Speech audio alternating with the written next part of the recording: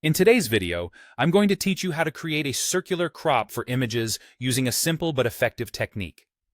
This method is perfect for adding a modern touch to your visual content, whether you're preparing a presentation, designing a document, or just enhancing your creative projects. Let's dive right in. First, we'll start by inserting the image that you want to transform. Simply navigate to the Insert menu at the top of your interface, then select Image. You'll be presented with several options for sourcing your image. Choose the one that best fits your needs, whether it's from your device, Google Drive, or directly from the web. Once you've selected your image, it will appear on your working document. Now that your image has been successfully inserted, the next step is to select it. Clicking directly on the image will activate it, allowing us to perform further actions. You'll know it's selected when you see small blue boxes around the edges, indicating that it's ready for the next step. With your image selected, turn your attention to the toolbar above. Look for the crop icon. It may look like a square with a diagonal line through it. Next to this icon, there's a small down arrow. Click this arrow to reveal a drop-down menu.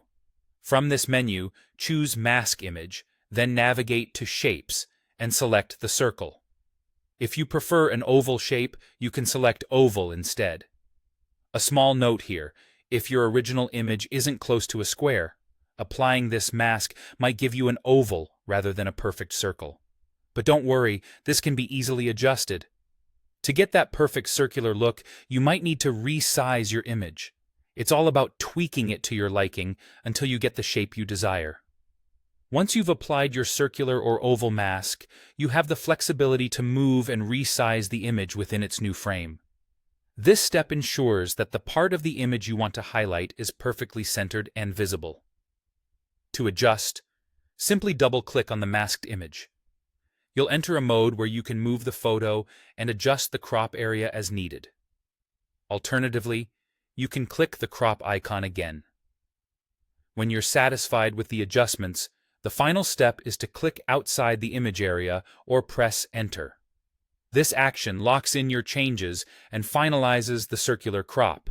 At this point, your image should reflect the modern, polished look you're aiming for. And there you have it, a quick and easy way to create a circular crop effect for your images.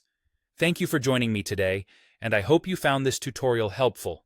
Feel free to share your experiences or any tips in the comments below. Until next time.